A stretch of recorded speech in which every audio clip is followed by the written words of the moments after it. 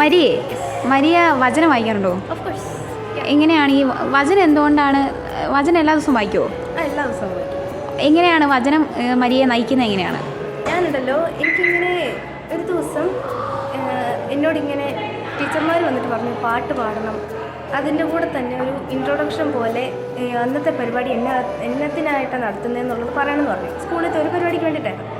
അന്ന് ഞാനിങ്ങനെ ഭയങ്കരമായിട്ട് ടെൻഷൻ അടിച്ചു. കാരണം ഞാനിങ്ങനെ MC അങ്ങനെ ഇൻട്രൊഡക്ഷൻ പറയാനും പാട്ട് പാടാനൊക്കെ ഓക്കെ, പക്ഷേ എങ്ങനെ ഇൻട്രൊഡക്ഷൻ പറയാനൊന്നും എനിക്കറിഞ്ഞില്ലല്ലോ. അപ്പോൾ ഞാനിങ്ങനെ പ്രാർത്ഥിച്ച് എനിക്ക് ഭയങ്കര ടെൻഷനായി.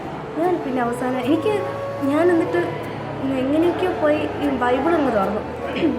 സ്കൂളിലത്തെ ചാപ്പലിൽ പോയിട്ട് ബൈബിൾ അങ്ങ് തുറന്നു കഴിഞ്ഞപ്പോഴത്തേനും എനിക്ക് കിട്ടിയത് സിനഗോഗുകളിലും അധികാരികളുടെ മുൻപിലും അവർ നിങ്ങളെ കൊണ്ടുപോകുമ്പോൾ എന്ത് പറയണമെന്നും എന്ത് ഉത്തരം കൊടുക്കുമെന്ന് നിങ്ങൾ ഉത്കണ്ഠാകുലരാകേണ്ട, എന്താണ് പറയേണ്ടതെന്ന് ആ സമയത്ത് പരിശുദ്ധാത്മാവ് നിങ്ങളെ ബോധ്യപ്പെടുത്തുന്നുള്ള ആ വചനമായിരുന്നു. അത് കേട്ട് കഴിഞ്ഞ് കഴിഞ്ഞപ്പോഴത്തേനും എനിക്കങ്ങ് ശക്തി കയറാൻ തുടങ്ങി. പിന്നെ ഞാൻ അവിടെ ചെന്നിട്ട് ടീച്ചർമാർ എന്തിനാണോ പറഞ്ഞത്, അപ്പോൾ ടീച്ചർമാർ എന്നോട് അതും ഇതും കുറച്ച് പോയിൻറ്റ്സൊക്കെ പറഞ്ഞു എന്താ പറയണ്ടേ. പക്ഷേ അവർ പറഞ്ഞതിനേക്കാളും നന്നായിട്ട് എനിക്ക് അതവിടെ പെർഫോം ചെയ്യാൻ പറ്റി. അന്ന് ഞാൻ മനസ്സിലാക്കി, ശരിക്കും പറഞ്ഞു കഴിഞ്ഞാൽ ഈ ബൈബിളിലുണ്ടല്ലോ ശരിക്കും ഈശോയുടെ സാന്നിധ്യം ഉണ്ടെന്ന് എനിക്ക് മനസ്സിലായി.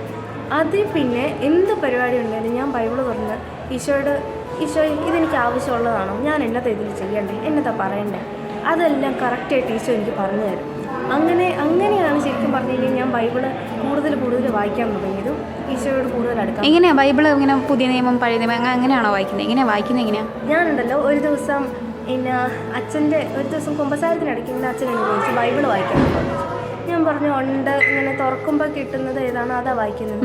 അച്ഛൻ പറഞ്ഞു അതൊക്കെ ഓക്കെ, എന്നാലും സുവിശേഷം കൂടുതലായിട്ടും വായിക്കണം എന്ന് പറഞ്ഞു.